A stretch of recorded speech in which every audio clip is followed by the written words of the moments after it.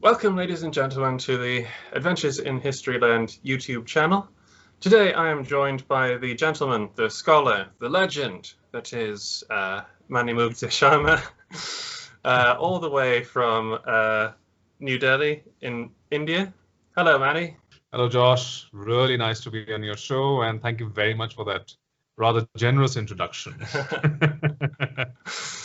We aim to please here.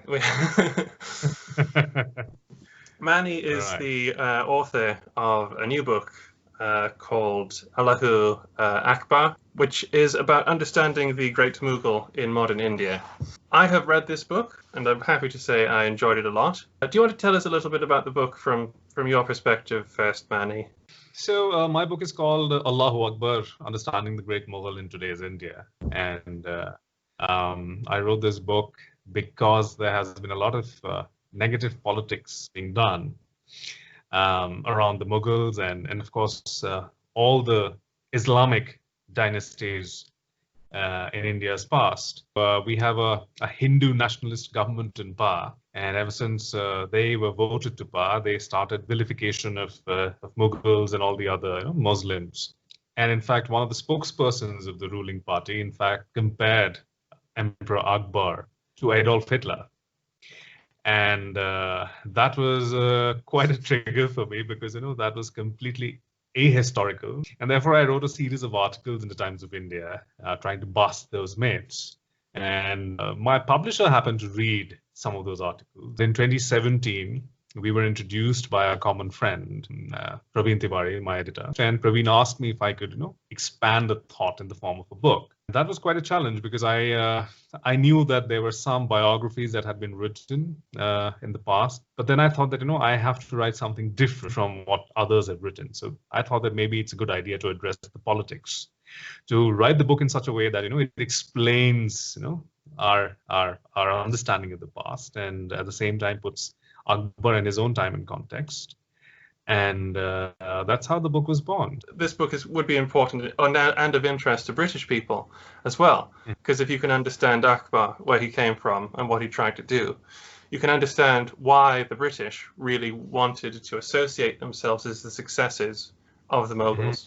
Absolutely. You see, the British, through various means, through literature, through architecture, through poetry. So in fact, there's a poem by Lord Tennyson, where he, suggests that, the British are the natural successors of the Mughals. And just imagine, the title King Emperor had to be created because, Indians were used to being ruled by an emperor. They were trying to, these were hooks that were, that helped the British establish or set up a narrative that said that they were essentially the successors of the Mughals. So this was done, like I said, in so many different ways, and also the norms of kingship that the Mughals had. So they had to follow those as well. So if you're an Indian emperor, you would go out on tiger hunts or animal hunts, which are. I thought it was very interesting how you weaved the saga of Tipu into that, where basically every time a British viceroy killed a tiger, he was again killing Tipu Sultan. And so the Mughals, they had a twin purpose. The Mughal war hunts were actually, war games. So they would practice their war tactics through these Kamargha hunts. And the British did not do any wargaming, of course, but that was sheer display of power and authority that, they are here and they are here to stay.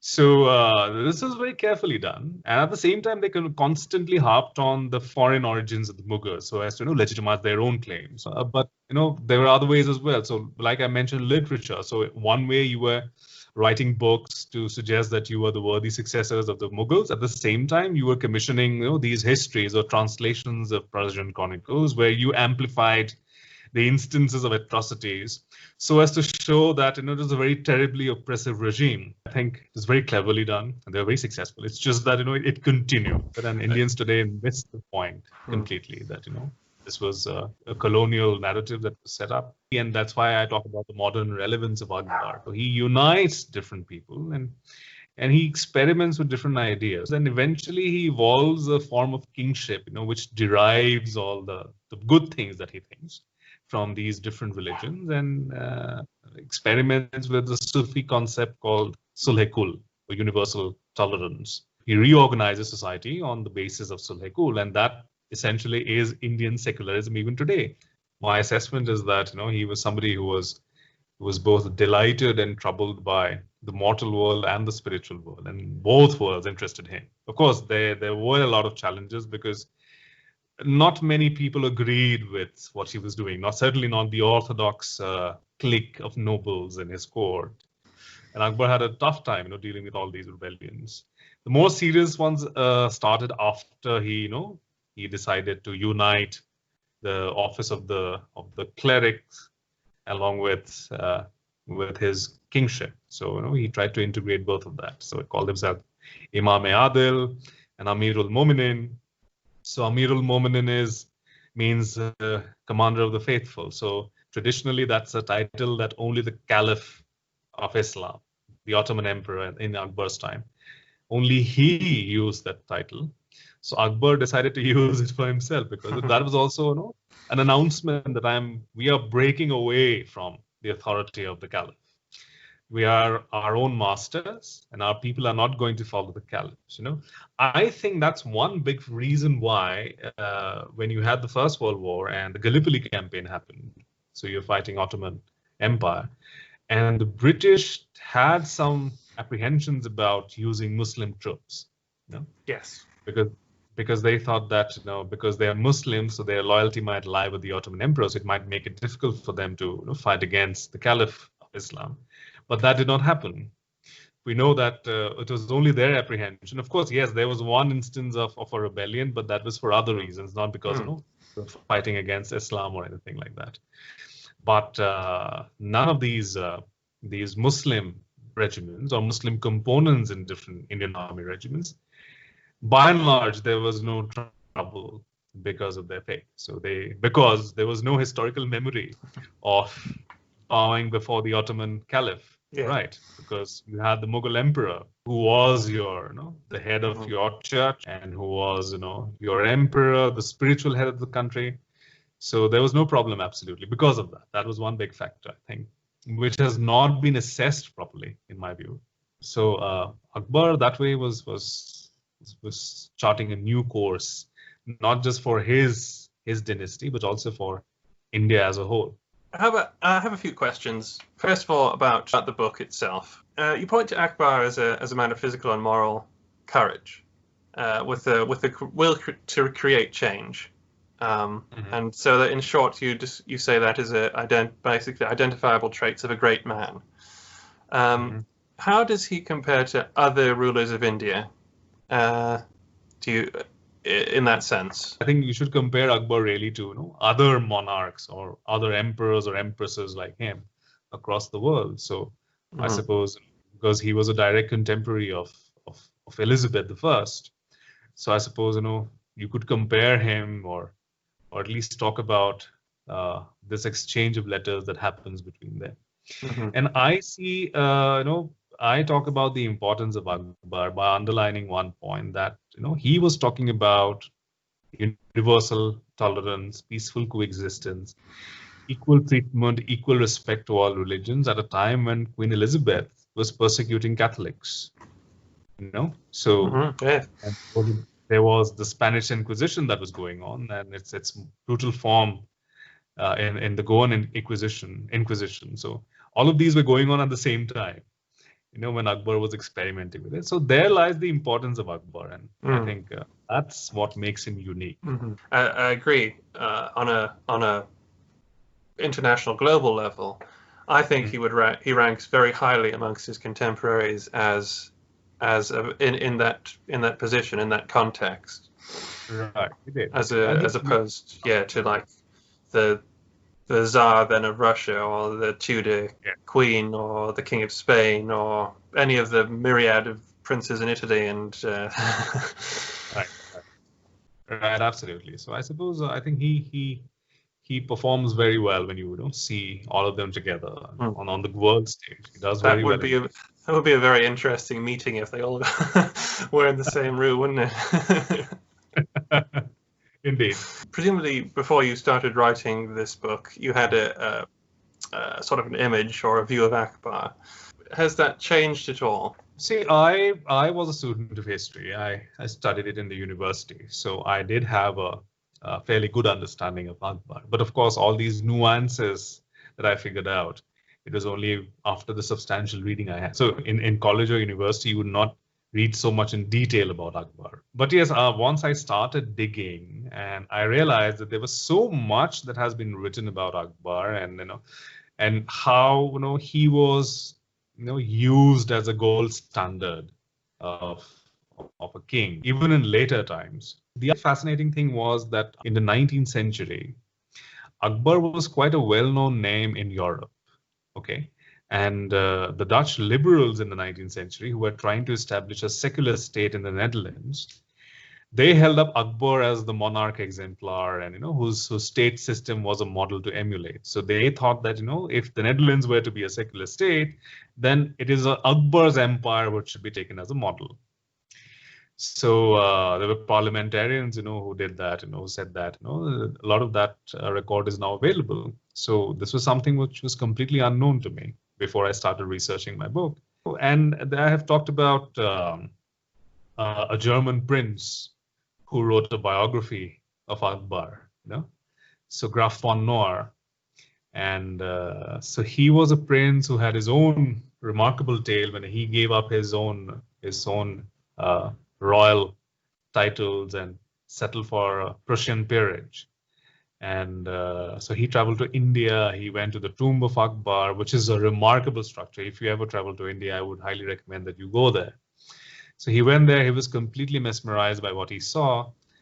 And once he returned to Delhi, he made his decision known to everyone else that he was going to write a biography of the emperor. So a German prince writing the biography of an Indian emperor, I think that was a remarkable story indeed in the 19th century. And which was then, he wrote that book in German. It was translated by Annette Beveridge, who also translated the Baburnama or the Tuzuki Babri. So she translated the book into English. And so I think these were remarkable things which I figured. So it just added to my understanding of Akbar. The figure is not the image is not very different from what I had, but yes, it's a much more complete, much more wholesome figure. Yes. So he's a more realistic person to me now than a more mythical figure that he was to me in college. I mean, would you say that his significance in later times in Europe, say, be the most surprising things you learned about him in your research? Mm-hmm. Yes, for instance, the Dutch liberals point I've told you already, so I find it very striking that at a time when this book was written by the German prince, and it must have been available in the early part of the 20th century because it was a bestseller.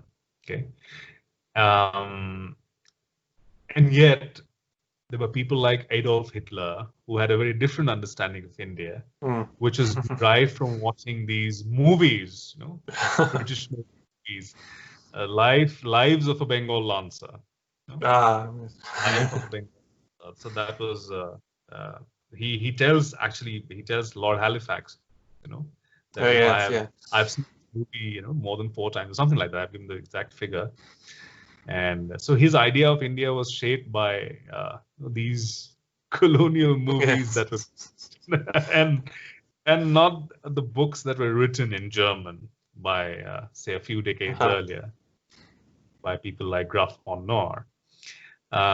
So I think that was something quite unique. The other thing, of course, was this relationship that he had with these Jesuits. Of course, I did that the Jesuits were in his court and they tried very hard to convert him. And at the end, they were quite frustrated because the emperor refused.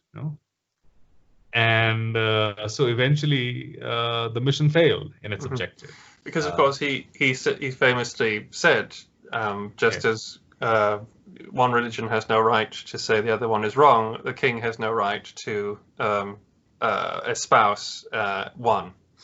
Yes, absolutely. So, when it was written about, this Jesuit mission was written about, somebody called, a French Jesuit missionary called Father Pierre Dujarric. And he said that, Akbar has all the flaws of an atheist. So, so he will not believe something unless, of course, it's proven and if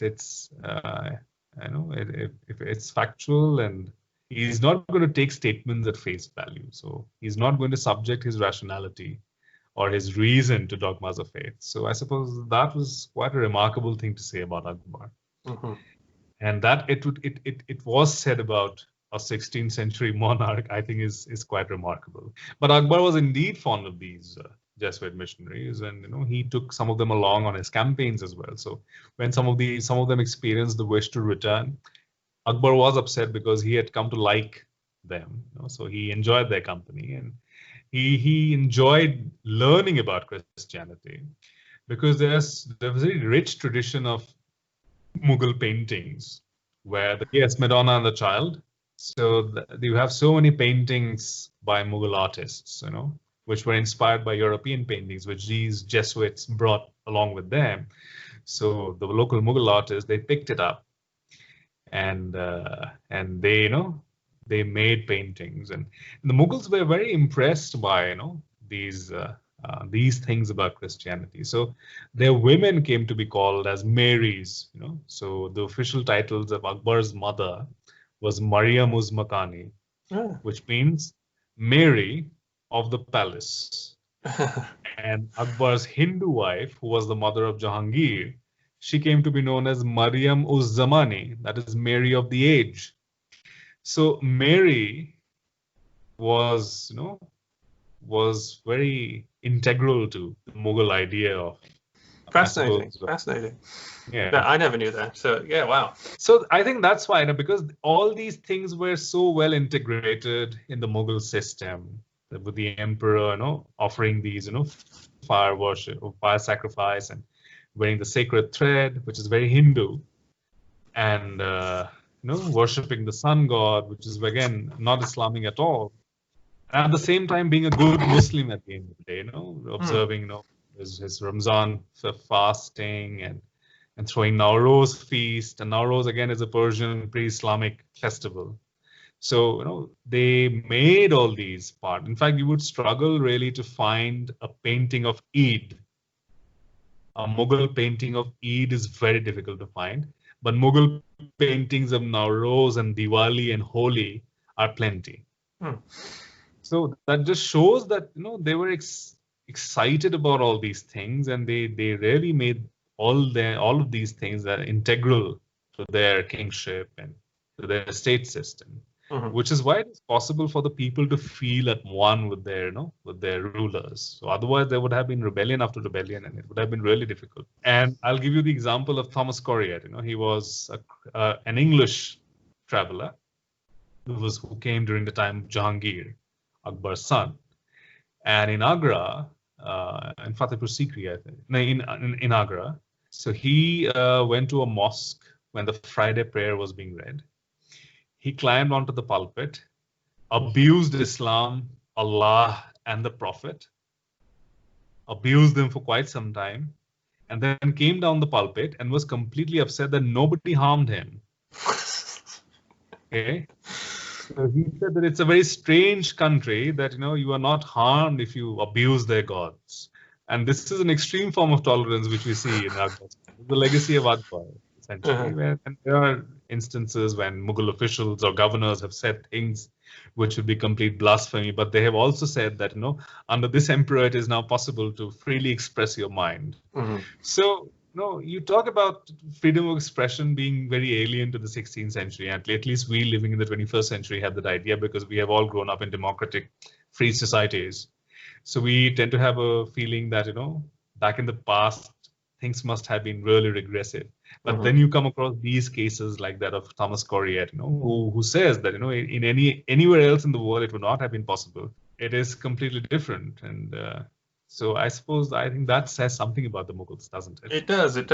It's almost startling when you think about it, especially because, as you say, we all have a sort of an idea of the past as a particularly regressive place. But obviously, in certain quarters, it's more complicated than that, and a little brighter, perhaps. What do you think? We have talked about Akbar's strengths. What do you think his weaknesses were? Akbar he could be very reckless at times. I think that was a weakness. And he was only lucky that he survived, because there were several instances when he really put his life in peril unnecessarily. And right from his childhood, because he would wrestle with these mad elephants or elephants in masks. They would always be in that excitable state, and then Akbar would prefer fighting them or taming them in that state. So that was an unnecessary risk that he would take. And there's in fact a painting where Akbar is riding an elephant in masks. In fact, there are two elephants in masks. One of them is running away, and the other one is chasing. And Akbar is just barely holding on to the howdah of that, to the back of the elephant. And there's a bridge of boats through which these elephants go over, and the bridge of boats collapses, and there are other boats in the river which collapse as well because of the waves, and there's complete mess and chaos at that time. And on the other side of the river, where the palace is, you have Shamsuddin Atgha Khan, who was like a father figure to Akbar. He and the rest of the nobility, raising their hands, and praying for his safety, because they don't know what's going to happen next, because this emperor has gone on his own mad trip. So, and Akbar was barely 20 at that time. So you see that, he was reckless. And the other thing, of course, is that perhaps he could have done things a bit differently, because he did excite passions of others, especially the religious-minded people, because one thing that the liberals today are accused of is mocking religion, right? So at least I see this in the case of our Hindu nationalists. Their charge against us is that we liberals are we mock their faith, and we like to hurt the sentiments of Hindus. That's what they claim. The same thing could be said about Akbar, because Akbar did mock religion. And he would make fun of, he and his like-minded fellows, because he surrounded himself with several like-minded people. They would all laugh at people having these long beards, or having that prayer mark on their foreheads that many Muslims have after several years of praying 5 times a day. So he would make fun of all that. And then he would do things, and he in fact mocked the prophetic traditions. There is a prophetic tradition of Miraj, where the prophet goes to the 7th heaven on a winged horse called the Burak, right? So in Jerusalem, I think very key to Islam, because that's where the Burak rested. It's Al-Aqsa and Al-Quds. Al-Quds is the dome of the rock, and Al-Aqsa is the other, the one with the silver dome. So I think at Al-Aqsa is where the winged horse is there, when Prophet climbs onto the 7th heaven and comes back. He has these conversations with God and then comes back. So that's the Miraj tradition, And Akbar makes fun of that. He says that it's logically not possible to do something like that. Then there's this other Muslim tradition called the splitting of the moon, where the Prophet splits the moon into two. Okay. And Akbar mocks that as well. So he says that how is that possible? It's just impossible. You can't do that at all. So there's one thing that you may not yourself like to follow religion or the dogmas of faith. It is something else when you mock people who do that. But I think Akbar did this when he was younger. When he was older, I don't think he did that anymore. But yes, there are instances that we find because of certain letters or farmans that were issued by Akbar, by which it is possible to make a case against Akbar that at some point at least he was going against Islam. And then one of his critiques, Abdul Qadir Badauni, he accuses the emperor of changing the Muslim names or Muslim sounding names of his courtiers or his palace guards. And he also accuses Akbar of trying to, play around with the kalma, which is like the first dogma of Islam, that there is no God whatsoever but Allah and Muhammad is his prophet. La ilaha illallah Muhammadun Rasulullah. So that's the kalma. So allegedly, Akbar tweaked that, inserted his own name and replaced Muhammad's, and tried to make it popular within his harem. If he really did. So that may have been some of his idiosyncrasies that he deliberately wanted to provoke orthodox-minded people. So that may have been some of these things that he did deliberately, which I think could have been avoided, because then at least the kind of resistance that he faced, maybe he would have faced much less resistance. So to the general audience, the picture of Akbar is of a very tolerant, very liberal monarch. I don't think that's going to change, even though there has been a serious challenge in these times of Hindutva. But by and large, I think this image is going to stick. Yeah, I think so. I can't see it, even from my basic understanding of him. I can't see him being shifted easily from, barring some sort of apocalyptic occurrence. Yeah, so it's going to take some time for anything to change. Yeah. But yes, that also means that not everyone is going to understand Akbar in his full form. So this is just one aspect of Akbar's life. Yeah. There are several other aspects of his life which are very fascinating, which I think made me write this book. And so I asked about his weaknesses, not because I particularly encourage us to be overly critical, but one has to acknowledge these sort of things, that he was people are human.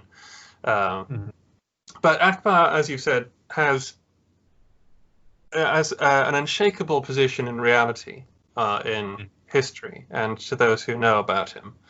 But he also has a bad reputation, doesn't he? As you were saying, people compare him to Hitler and things like that, which is absurd. But it's just what happens nowadays, for some reason. And I see this, and it troubles me that in the zeal, people completely ignore historical realities. Exactly. So yes. I have serious issues with Winston Churchill. Of course, anyone would be if you read history carefully, and especially in the case of India, when the Indian Army's contribution was completely wiped out by Winston Churchill in his account of the Second World War. So he deliberately did that to forge stronger ties with the United States, and we know this politics that exists. And of course, he was responsible of being careless when the Bengal famine was on. And there are so many accusations that you can put at his door. But I think I take umbrage at the fact that people have now started comparing him to Adolf Hitler as well. So they say that he was as bad as Adolf Hitler. So because, of course, this colonialism was going on. And that's where I think people make the mistake, because in their zeal, they tend to overdo things. So I agree entirely. We have read history. We know that Winston Churchill can never be compared to Adolf Hitler. No, it's absurd. Absolutely. So it's like that, you do or say things about historical personalities, especially if you have a political agenda and you think that, you have to somehow delegitimize, dehumanize a historical personality. So how do you do that? You say things, you manufacture things, or you point out things, or make selective quotes from different books, and then you try to present a picture of somebody who's completely biased against Hindus and or biased towards Indians, and so I think it's possible to do that, but it's possible to do that for other kings as well, for Hindu kings, whom these people try to project as the ideal kings or the good kings. it's possible to make those exact accusations against those people as well by selective quoting from history. So Exactly. I think it goes both ways. It's just that the liberals have not done this so far. Yeah, it's because what right-wingers have. The difference is if I was to do that, I would probably sit down for about 10 minutes or 20 minutes, think about it, and pretty much defeat my own argument and not do it. Yeah, I was thinking, do you think that his bad image essentially is plucked from his basically from when he had to be a warlord? Yes, absolutely. See, like I said, the common mistake that people make is to see things in isolation. So if you start looking at things in their entirety, then you would realize that the bigger picture is actually far more complex than you think. And same is the case with Akbar. So Akbar, like I said, was a complete personality. He was different when he was 13. He was different when he was 23, when he was 33, when he was 43. So he constantly evolved, like all people do, right? All normal people tend to evolve. So unless, of course, you're very committed ideologically, you don't shift. That's not something good, I think. But people do change, ideas do change. So he was guided by Bayram Khan, whose overbearing attitude he disliked completely. But of course, he was his atalik or guardian. His father, Humayun, had appointed Bayram Khan his atalik. And Bayram Khan was a very capable man. So what do you see? Bayram Khan is actually the first noble, because he was the prime minister, the Waqil al-Sultanate, and also the Khane-Khana, the premier noble. So he starts appointing non-Muslims into the Mughal bureaucracy. So somebody called Todarmal, who was an officer of the previous regime of Sher Shah, he is included into the Mughal system by Bayram Khan. Bayram Khan also gets these Persian Shia officers into the Mughal system. So all these Sunnis, or the Turani nobles who come from Central Asia, the Turks, they resist that. They resent the fact that now he has got these non-Muslim, because the Turks, the Sunnis, they thought that they are the... Anyway, so Akbar, all these nobles resisted the fact that he was getting these other people who were outsiders to the system into the Mughal system. And Akbar goes along with them. So when a charge sheet is framed eventually, when Bayram Khan falls out of favor with the emperor, a charge sheet is framed and the emperor accuses him of doing all these heretic acts and getting these Hindus and others into the fold of the state. And but then Akbar does the exact same thing when he takes over power in his own hands. So he starts including more Hindus, in fact goes a step ahead and marries these women. So I think there you see that in that first early phase, when Bayram Khan is still the guiding force of his life, certain things are done. For instance, the Hemu. Hemu is an Afghan general, a warlord, who was defeated by Akbar at the Battle of Panipat in 1556. And Hemu is he's executed, and his father is also later on captured and executed. So his father is given the option of either converting to Islam or losing his life. And the 80-year-old man, he says that all my life I have followed my faith. Why should I change my faith now? So he is executed immediately after that. So you would think that that is what Muslim kings have done in the past. In this case, they do certainly, and but of course those instances are not so extant. But Akbar does that. That is in his early part of his life, and then of course he marries these women. But before marrying these women, he abolishes the pilgrimage tax that was imposed on non-Muslims. And especially Hindus, because the Hindus have their religious places all over the country. And they would come from faraway places to their holy places like Agra and Mathura, especially Mathura and Vrindavan in North India. These are holy sites related to Lord Krishna. So Akbar goes on a hunt and he figures out that, okay, this is very central to their faith. And then he also figures out that these people have to pay a tax to the Muslim state. which is an old custom. Akbar did not start it. He just continued with it. He did not know that there's so many things that happen in your empire that you're not aware of, that you inherit a bureaucratic system that you don't really know exactly to what extent, it functions and what are the kind of laws and policies that you have. Now, Akbar, the moment he realizes that, people are paying a tax to visit their holy places, he abolishes that tax. Now, it was a very pragmatic thing to do, because the moment you do that, Hindus start seeing you as their own. Okay, so he's no longer an alien king. So, and immediately the following year, he abolishes the Jizya. The Jizya is a tax that non-Muslims have to pay to a Muslim state. So that, you become zimmis. So in the Prophet's time, it were the Jews and the Christians who would have to pay the tax to the Muslim state, or even later. So Akbar abolishes that tax as well. So these are very remarkable things for an emperor, a Muslim king, to do in the 16th century. Nobody else had done it before him. So, but then you see that, he invades Chittor, because that's a state that he has to conquer for two reasons. A, because all these trade routes pass through Rajputana, and your war horse, which you rely on, which your state relies on, Mughal armies could not do with the war horse. And these war horses, the Arabs or the Iraqi horses, would come from West Asia. The trade routes would go through Rajputana and Gujarat. So it was very important to control Rajputana for that reason. And B, because the king of Mewar, he was giving refuge to all the rebels of the Mughal state, or whosoever was in conflict with the Mughal state would run away and take shelter in the court of the king of Mewar. So that's why that conflict was kind of inevitable. But what Akbar did after that is, of course, something which doesn't go very well with his largely secular and liberal image, because he executed about 30,000 people. That's going by Abul Fazl.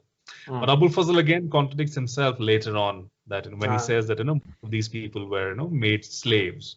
Later, Akbar stops this concept of slavery. So he says that it's a crime to make defeated people slaves.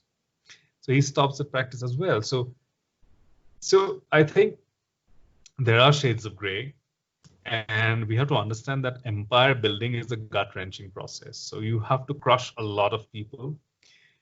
I don't think there have been any peaceful empires ever. Okay, so every empire that has come to existence has had to crush a lot of people, crush a lot of heads. And so I think we have to accept that as well. So, when you talk about the good King Akbar, you also have to remember that he was an emperor at the end of the day, and a 16th century emperor who had absolute power, and who had total power over life and death over millions of people. That is definitely what people should keep in mind, no matter how attractive a point of view might be made by cherry picking bits and pieces from history. There's usually more to it. Right. So yes, absolutely. I suppose my next question goes a little bit back to the actual writing of the book. And I was interested when you wrote about the burden that all historians face, which is scholarly bias. And I was wondering, if it's not too pointed a question, what do you feel is yours? And what did that have? What sort of effect did that have on the book? Well, my bias was a secular bias, because I grew up in that system.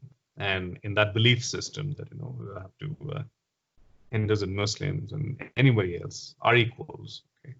And you should not discriminate. These are things that we are taught in our childhood. So the India that I grew up was a very different kind of country. So we are living in two different worlds right now. But because I grew up in that system, I had a certain understanding of Muslim kings, okay? So there is this tendency, and which is why some historians have really suffered a loss of reputation, that you deny outright that there were executions, slaughter, and all of that. So you do that for the sake of secularism. I grew up reading history books written by secular historians, so I had that sort of a bias as well, because immediately when you see that there is a new system which is very right-wing and Britain-centric nationalism, your natural instinct is to counter it with your own version, right? So these are two competing versions. That's the story, that we are competing. It's our system versus their system, which is going on. So that also happens in history writing. So it's one system versus the other system. So I was conscious of that. So I really had to try hard to keep my own biases out as far as possible. I tried my level best to get rid of my biases. So I've tried to give you an honest picture, but yes, I am a human, and to err is human. So it's possible that some of these biases may have crept into the book. Mm-hmm. If somebody points them out, I'm willing to correct them. So exactly. I think I saw that in the book. I could tell that in the book. You did a fair appraisal. I think that biographies essentially should err on the positive side of their subject. Because if you don't like the subject at all when you're writing the book, why are you bothering to write the book, essentially? But you should do it, I think, as you did successfully here, with that cynical question, at least questioning mode of investigation. And it's interesting you were just talking about humanity there. In when Elizabeth I wrote to Akbar, she praised his humanity. His humanity, she said, had reached her shores. And I noticed in the book that he regrets a lot of the times when generals and leaders have to be executed, or it's forced on him, or something like that, and it pains him, especially as it goes on, that this has to happen. Or that he can't stop it, or he's politically required to do it. And I thought that was interesting. Like I said, he was an evolving personality, and he was very paternalistic towards his people. So I think that sets him apart from other kings, because the Mughals, they consider themselves to be fathers of their subjects. And the moment you become a father, you will not discriminate between your children. So whether they are Hindus or Muslims or Christians, you're going to treat them equally, like a father does. So, and Akbar says some strange things as well. So later in his life, he says, and Abul Fazl documents that he says that if I were wiser in my earlier life, I would not have married any woman from my kingdom, because all these women are like my daughters, and you cannot marry your daughters. So,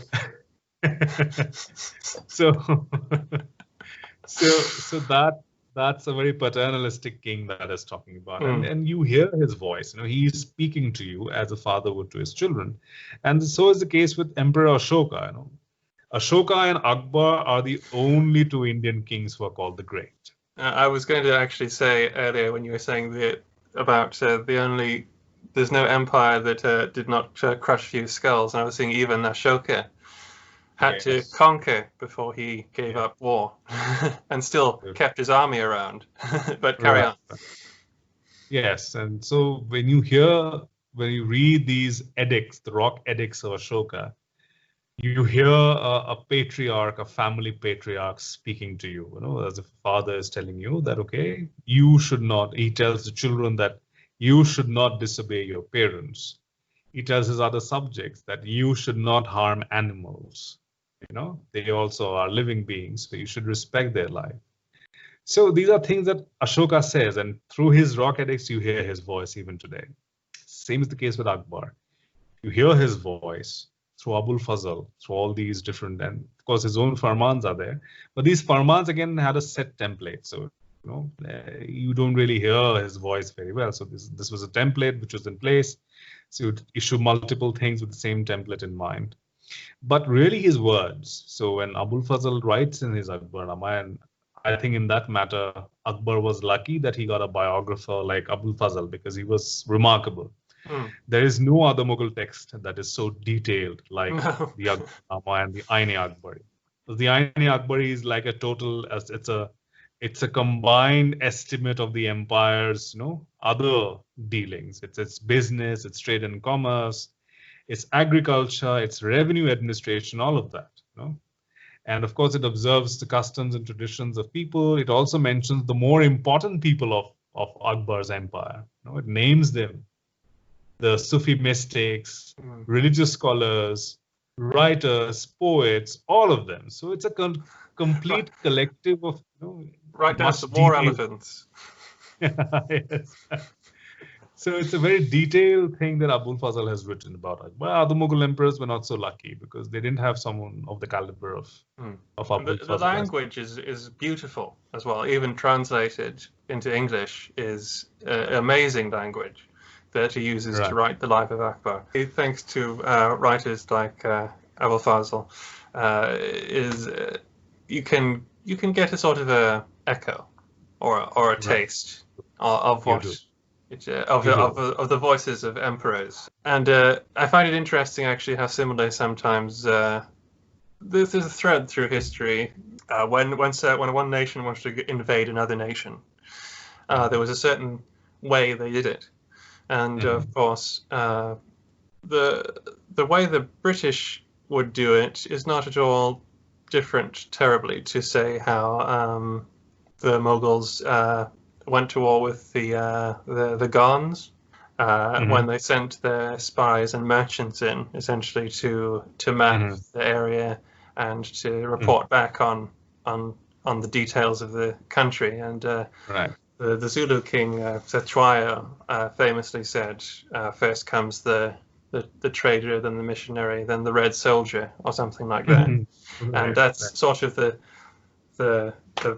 blueprint for how not just the British, but practically any imperial or emerging kingdom extended power. What traits do you see in the Mughal Empire that still echo through history today? Well, it was a multicultural, multi-ethnic, multi-religious empire. It thrived in the diversity, and it resulted in a culture that continues even today in many ways. So all of our music, our food, our fabrics, our clothes, all of this, is in some way or the other related to the Mughals, because we have inherited quite a few things from that period. So I think the cultural legacy is much stronger than any political legacy.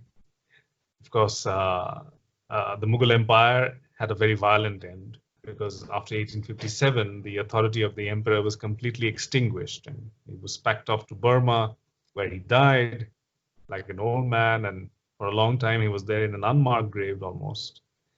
And so that was a very violent end, and that also happened to other kings, who were viceroys of the Mughal emperor. For instance, the king of Awadh, the state of Awadh, was one of the first to be taken away because of this doctrine of lapse. And then the Nawab one night was packed off to Calcutta, and suddenly the subjects became orphans, because the kings in those times, they were also your spiritual heads, the fathers of your families, right? So the moment you lose your king, your life changes completely. And the people never really forgot that. And so you find that even when Shashi Tharoor makes his famous speech at the Oxford Union, he mentions the last Mughal emperor, Bahadur Shah Zafar, who was taken out unceremoniously from India, from his dominion, and sent off to Burma. So the memory of that maltreatment of the Mughal emperor still, permeates. It still resonates with the people. So we may not like the Mughals, many of us. When I say we, I say the people today. So because of these tensions, by and large, I think people they do understand that there were many good things about the Mughal Empire, but I'm not too sure to what extent they believe that it was a good empire for the people. So I'm not very sure about that. But let's say that People, even if they don't like the Mughals, they still have not forgotten the fact it's there somewhere at the back of their minds that their last ruler was taken away in a very unjust manner by a foreign authority. So for a very long time, the Indian national movement was built on this consciousness, was built on this memories. So what do you fight the British again with? So you fight with a memory. You create a narrative using this memory. You create these national myths.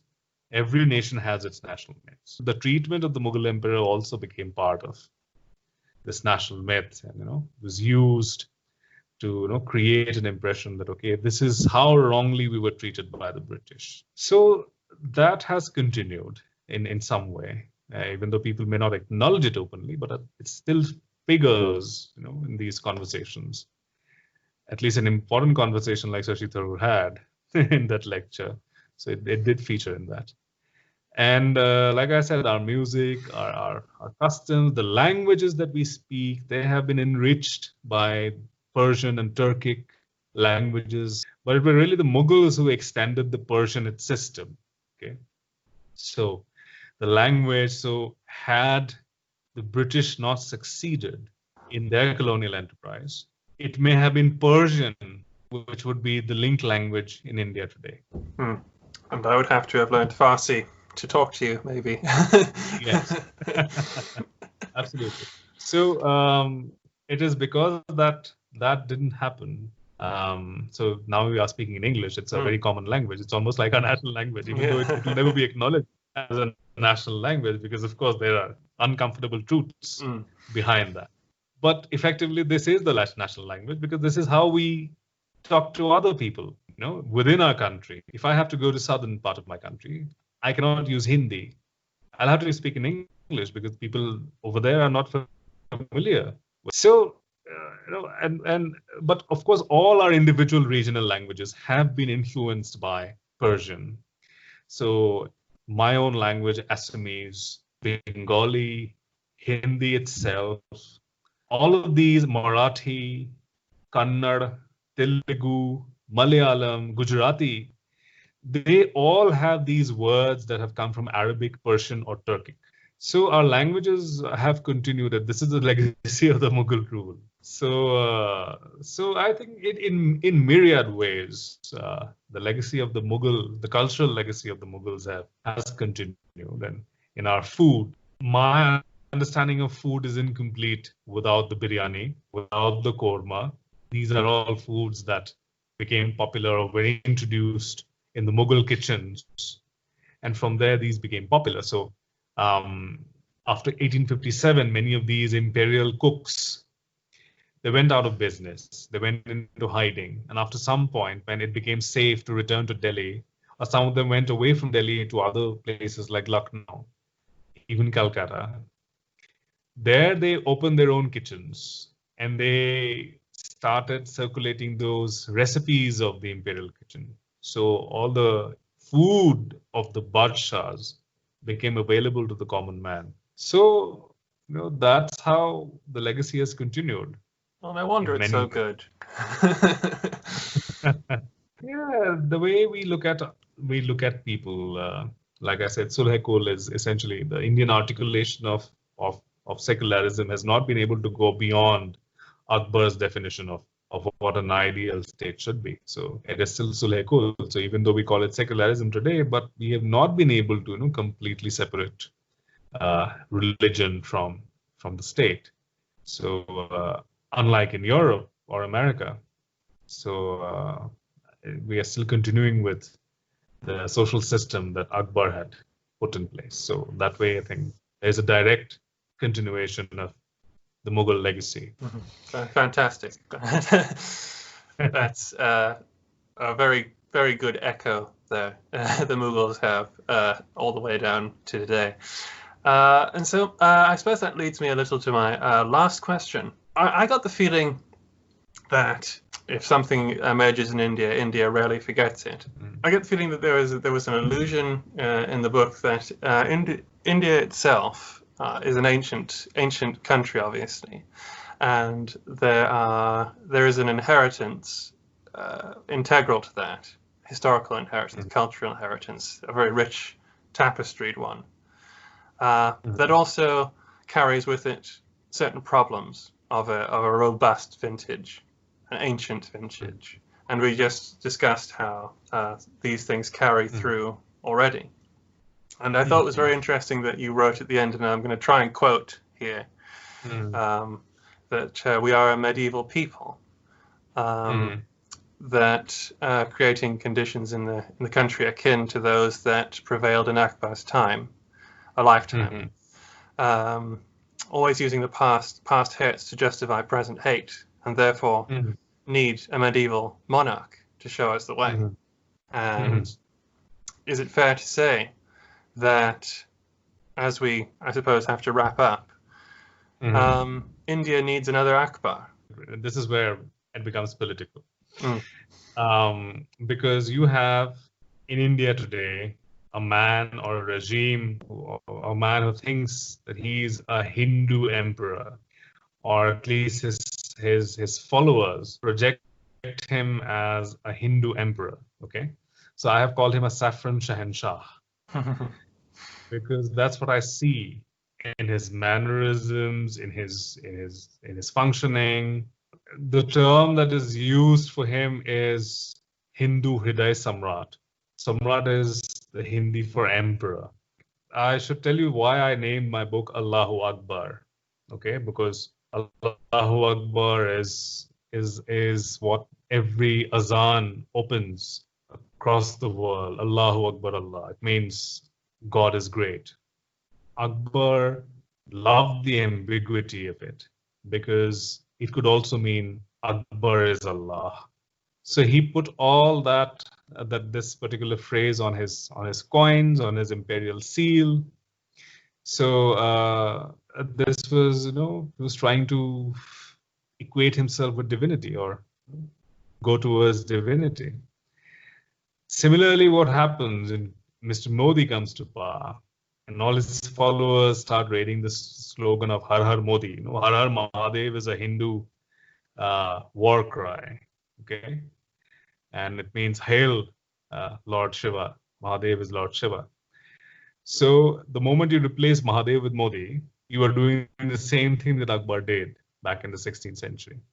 And then, of course, there have been songs that have been written on Mr. Modi, which call him the Modi Naresh. Modi Naresh means Modi the king. So you are not talking about him as a prime minister. And you don't see him behave as a prime minister. He is behaving like a Hindu emperor.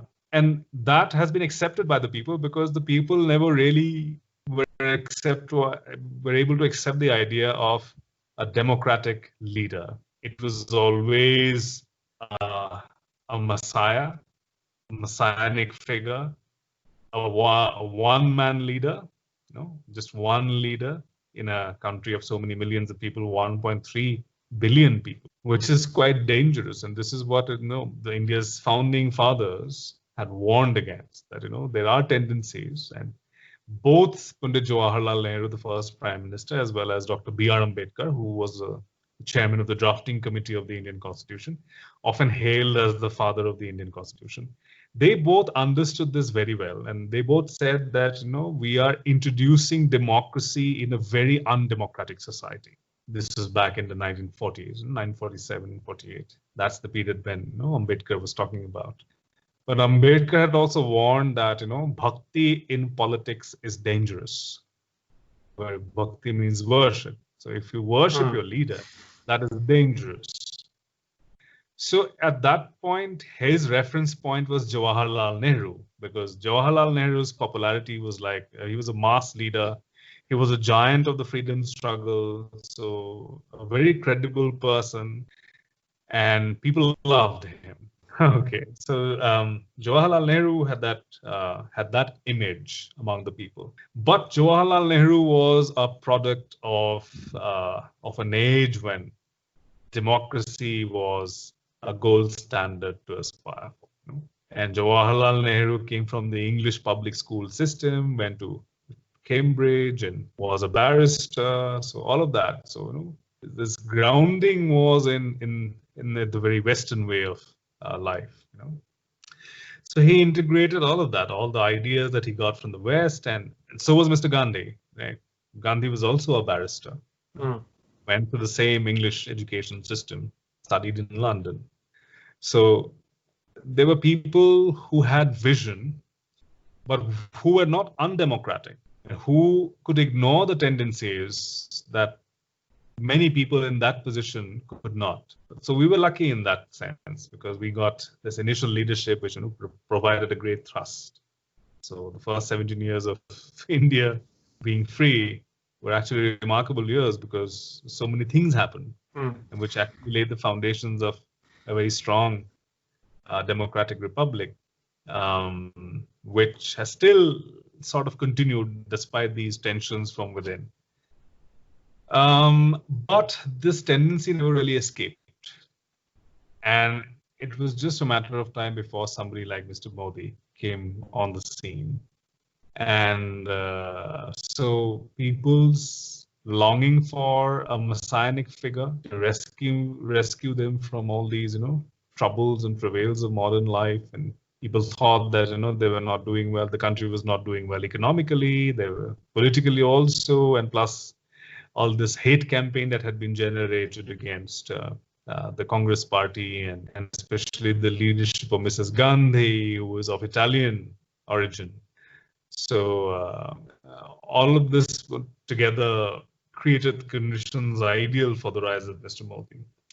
And people voted for him because they thought he was a messianic figure, because they thought that he is the emperor that they have always longed for.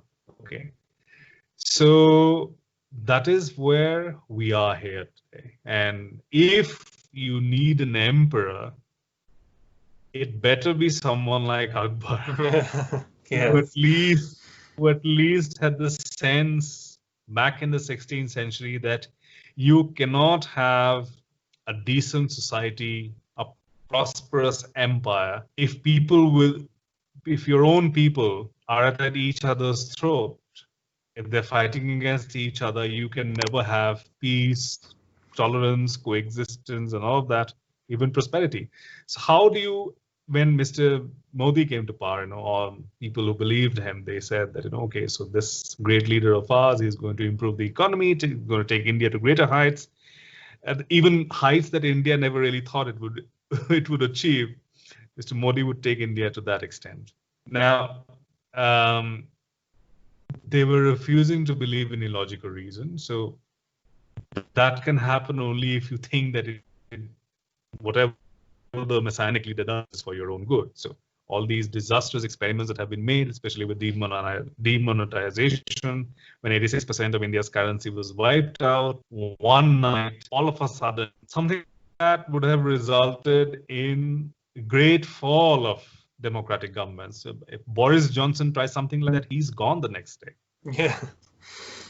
But it has been possible for Mr. Modi to win another election with an even bigger mandate. Despite this demonetization folly, and now we see that the same thing is being repeated with this lockdown thing, where the economy is completely shot up.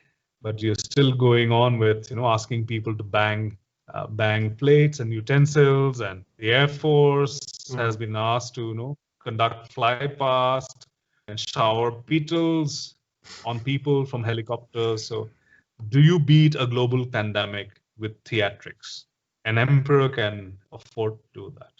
But an emperor like Akbar would have never done that. So it's bad to wish for a 16th century monarch, but you do have a bigger problem if a 16th century monarch appears as the better man when compared to a 21st century democratically elected leader. The best thing to happen is a democratic leader like Jawaharlal Nehru. If you don't have him, the next best thing, if it has to be an emperor at the end of the day, because of course you can't change how people think, right? So in that situation, what do you hope for? You always settle for lesser monsters, lesser evils, right? So if you have to have an emperor, then to be someone like Akbar. Agreed. Not someone else. Thank you very much for answering my questions, Manny. It's been really good talking to you today, and I hope that people have enjoyed this enough to go out and, well, not go out, but go online and buy Allahu Akbar. Thank you so much, and it was my pleasure to be on your show. And let me just show them the cover of my book. There it is. This is how it. It was a pleasure talking to you, and to everybody out there, thank you for watching, and we'll see you again next time.